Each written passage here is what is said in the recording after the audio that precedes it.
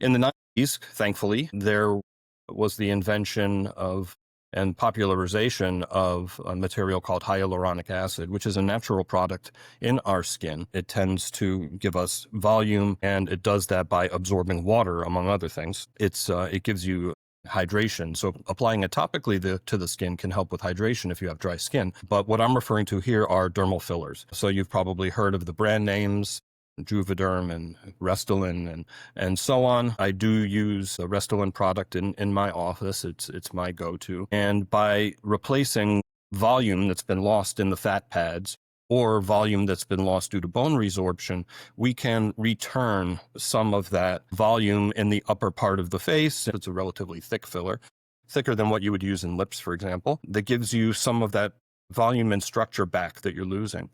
And you can also put it in the jawline. You know, I know on Instagram and whatnot, younger folks like to talk about the snatched jawline, the Angelina-style jawline. I'm not really referring to that. I'm referring here to more for folks who are aging, and as bone is resorbed and fat pads are descending, you're getting that jowling effect here.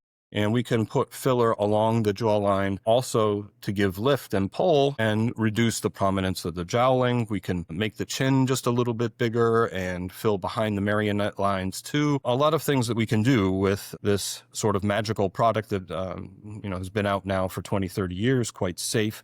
And it's actually a synthetic version of a compound that's actually already in the skin called hyaluronic acid.